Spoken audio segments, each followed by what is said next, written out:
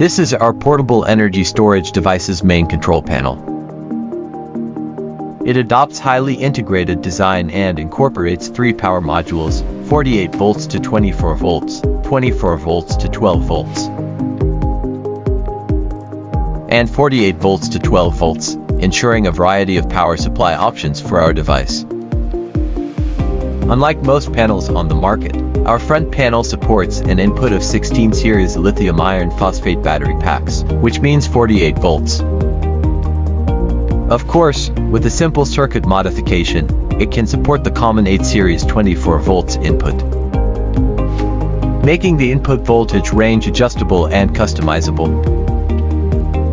These 2 wires are connected to the battery input, which is 48 volts. Here, we have a 48 volts to 24 volts voltage regulator module. From 24 volts, there is a Type-C fast charging protocol and related circuits to enable our board to output a maximum power of 140 watts for Type-C charging. Then, from 24 volts, moving rightwards, we have a 24 volts to 12 volts voltage regulator module, which can provide power to related modules such as MPPT and microcontrollers. The MPPT maximum power point tracking is for solar energy input, maximizing the solar charging efficiency by at least 30% or more. Next, there is a DC port that allows us to charge simultaneously using both solar energy and DC input.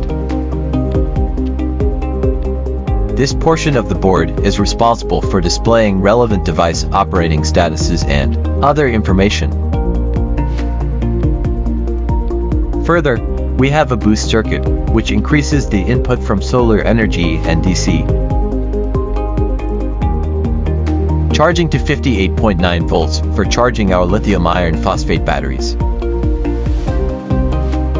Next is the 48 volts to 12 volts voltage regulator module, responsible for providing power to the DC output ports, allowing for 10 to 12 volts and 1 OA of DC output. On the back, there are interface modules for connecting various components, such as the lamp and fans for heat dissipation. Additionally, there is a switch for the inverter and communication ports for the BMS battery management system and inverter. This is a rough overview of the main control panel's functionalities and components.